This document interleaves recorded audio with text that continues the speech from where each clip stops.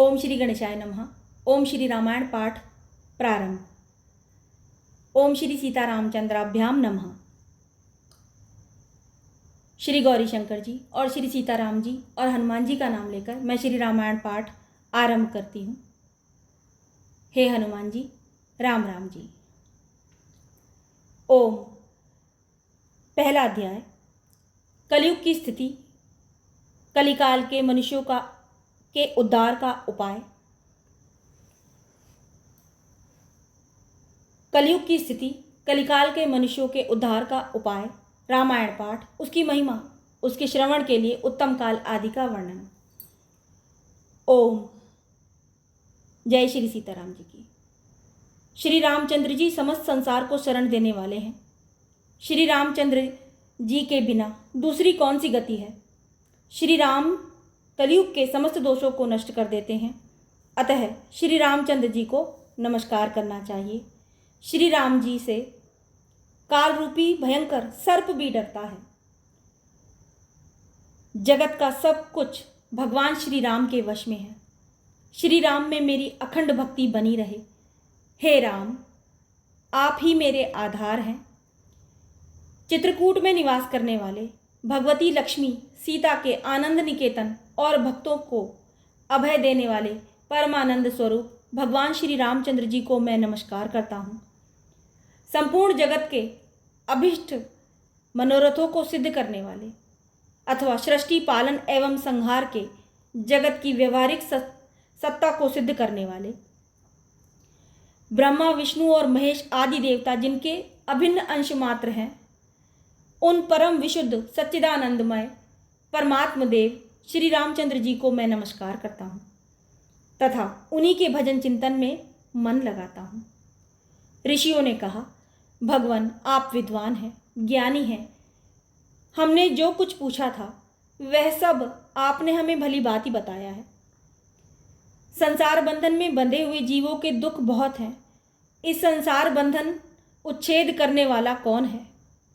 इस संसार बंधन का उच्छेद करने वाला कौन है?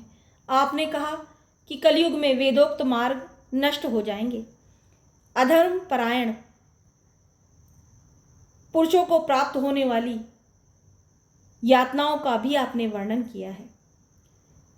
घोर कलयुग आने पर जब वेदोक्त मार्ग लुप्त हो जाएंगे, उस समय पाखंड फैल जाएगा। यह बात प्रसिद्ध है। प्राय सभी लोगों ने ऐसी बात कही है। कलयुग के सभी लोग काम वेदना से पीड़ित और लोभी होंगे। धर्म और ईश्वर का आश्रय छोड़कर आपस में एक दूसरे पर निर्भर रहने वाले होंगे। प्राय सब लोग थोड़ी आयु और अधिक संतान वाले होंगे। उस युग के स्त्री पुरुष अपने ही शरीर के पोषण में तत्पर और निम्न कोटि के आचरण में प्रवृत्त होंगे। वे एक दूसरे की आज्ञा का अनादर करके सदा दूसरों के कार्य किया करेंगे। दुराचारी पुरुषों से मिलने की अभिलाषा सदैव रखेंगे। उत्तम कुल के स्त्री पुरुष भी ओछी बात करने वाले, कठोर और असत्य बोलने वाले और शरीर को शुद्ध और सुसंस्कृत बनाए रखने के सद्गुणों से वंचित होंगे। कलयुग में अधिकांश लोग वाचाल व्यर्थ बकवास करने वाले होंगे। भिक्षा से जीवन निर्वाह करने वाले सन्यासी भी मित्र आदि के स्नेह संबंध में बंधे रहने वाले होंगे। वे भोजन के लिए चिंतित होने के कारण लोभवश शिष्यों का संग्रहण करेंगे। गृह स्वामी और गृह स्वामिनी एक दूसरे की आज्ञा का जानबूझकर उल्लंघन करेंगे। ब्राह्मण पाखंडी लोगों के साथ रहकर पाखंडपूर्ण बातें करने लगेंगे। तब जानना चाहिए कि कलयुग खूब बढ़ गया है। ब्राह्मण इस प्रकार घोर कलयुग आने पर सदा पाप परायण रहने के कारण जिनका अंतःकरण शुद्ध नहीं हो सकेगा, उन लोगों की मुक्ति कैसे होगी? धर्मात्माओं में श्रेष्ठ सर्वज्ञ श्री सूत जी, देवादिदेव देवेश्वर जगत गुरु भगवान श्री रामचंद्र जी जिस प्रकार संतुष्ट हों वह उपाय हमें बताइए। मुनिश्रेष्ठ श्री सूत जी, इन सारी बातों पर आप पूर्ण रूप से प्रकाश डालिए। आपके वचनामृत का पान करने से किसको संतोष नहीं होता है।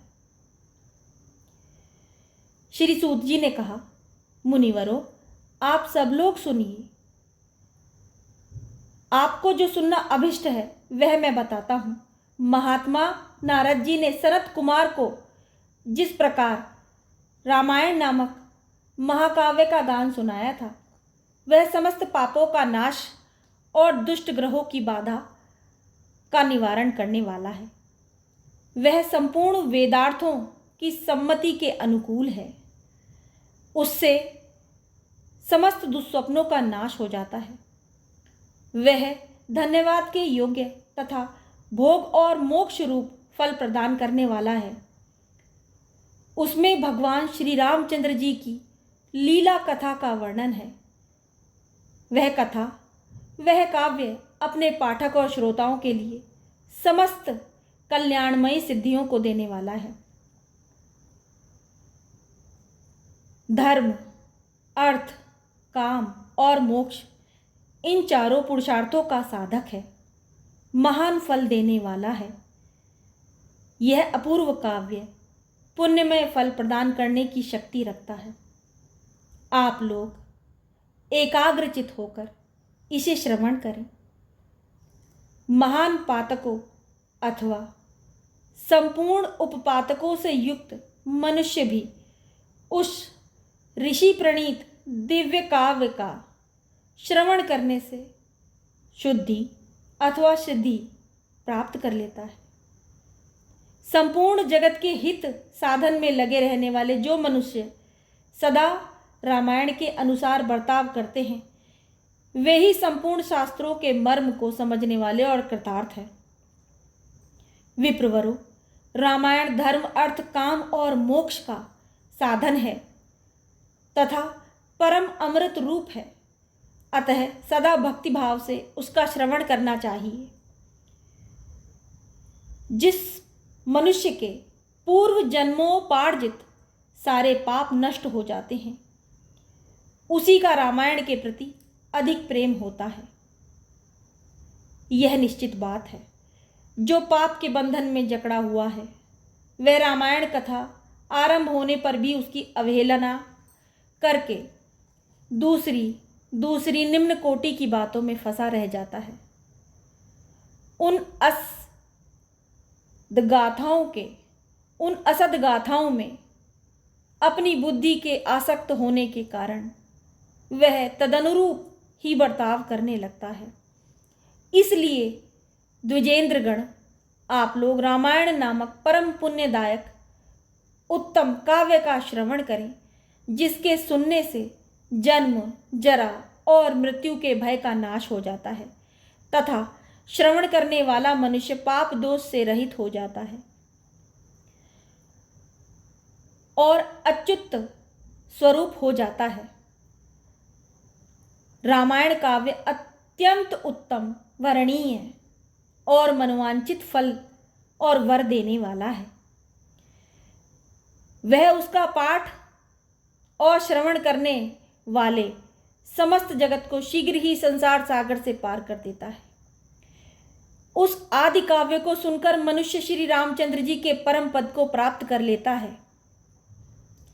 जो ब्रह्मा, रुद्र और विष्णु नामक भिन्न भिन्न रूप धारण करके विश्व की सृष्टि, संहार और पालन करते हैं, उन आदिदेव परमोत्कृष्ट परमात्मा श्री रामचंद्र जी को अपने हृदय मंदिर में स्थापित करके मनुष्य मोक्ष का भागी होता है। जो नाम तथा जाति आदि विकल्पों से रहित,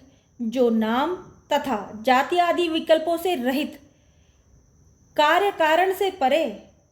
कारण से परे सर्वोत्कृष्ट वेदांत शास्त्र के द्वारा जानने योग्य एवं अपने ही प्रकाश से प्रकाशित होने वाला परमात्मा है। उसका समस्त वेदों और पुराणों के द्वारा साक्षात्कार होता है। इस रामायण के अनुशीलन से भी उसी की प्राप्ति होती है।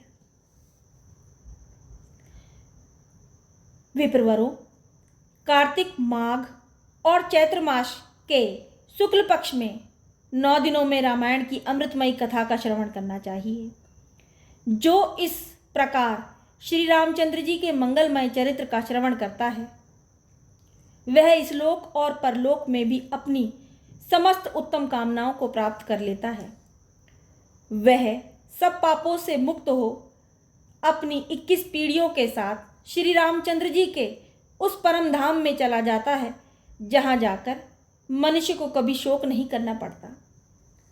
चैत्र, माघ और कार्तिक शुक्ल पक्ष में परम पुण्यमय रामायण कथा का नवाह पारायण करना चाहिए तथा 9 दिनों में इसे प्रयत्नपूर्वक सुनना चाहिए। रामायण आदि काव्य है, यह स्वर्ग और मोक्ष देने वाला है। अतः संपूर्ण धर्मों से रहित घोर कलयुग आने पर 9 दिनों में रामायण की अमृतमयी कथा को श्रवण करना चाहिए। ब्राह्मणों, जो लोग भयंकर कलिकाल में श्री राम नाम का आश्रय लेते हैं, वे ही कृतार्थ होते हैं। कलयुग उन्हें बाधा नहीं पहुंचाता। जिस घर में प्रतिदिन रामायण की कथा होती है, जिस घर में प्रतिदिन रामायण की कथा होती है, वह तीर्थ रूप हो जाता है। वहां जाने से दुष्टों के पाप और वहां जाने से दुष्टों के पापों का नाश होता है। तपोधनों, इस शरीर में तभी तक पाप रहते हैं जब तक मनुष्य श्री रामायण कथा का भली भांति श्रवण नहीं करता। संसार में श्री रामायण की कथा परम दुर्लभ ही है। जब करोड़ों जन्मों के पुण्यों का उदय होता है, तभी उसकी प्राप्ति होती है। श्रेष्ठ ब्राह्मणों, कार्तिक, माघ और चैत्र शुक्ल पक्ष में रामायण के श्रवण मात्र से राक्षसा भाव वापन्न सौदाश भी शाप मुक्त हो गए थे। श्रेष्ठ ब्राह्मणों, कार्तिक, माघ और चैत्र के शुक्ल पक्ष में रामायण के श्रवण मात्र से राक्षसा भाव वापन्न सौदाश भी शाप मुक्त हो गए थे। सौदाश ने महर्षि गौतम के शाप से राक्षस शरीर प्राप्त किया था। वे रामायण के प्रभाव से ही पुनः उस शाप से छुटकारा पा सके थे। जो पुरुष श्री रामचंद्र जी की भक्ति का आश्रय ले प्रेम पूर्वक इस कथा का श्रवण करता है, वह बड़े बड़े पापों तथा पातक आदि से मुक्त हो जाता है।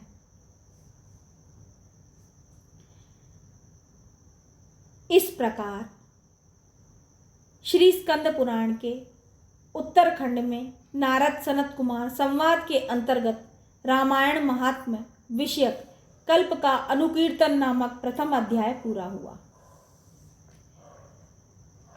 भक्तों, जो भी इस कथा को सुनता है, उसका मन निर्मल और शांत हो जाता है। किसी भी क्षण, किसी भी समय श्री सीताराम जी और श्री राम जी का नाम लेने से हृदय में सदा सदैव आनंद का अनुभव होता है।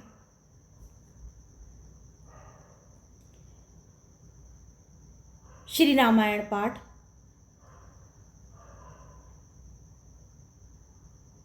ईश्वर की कृपा से जब करने या सुनने को मिल जाए, तब उसका पाठ अवश्य करना चाहिए, क्योंकि प्रभु किसी सीमा में बंधे हुए नहीं हैं। प्रभु के लिए कोई भी समय सीमा नहीं है। प्रभु का नाम कभी भी स्मरण किया जा सकता है और श्री रामायण का कभी भी आशीर्वाद लिया जा सकता है। जय श्री सीताराम जी की, जय श्री राम जी की, जय श्री गौरी शंकर जी की, जय भोलेनाथ माता पार्वती की। जय श्री सीताराम जी की, जय श्री राम। ओम जय श्री रामायण जी की। राम राम जी।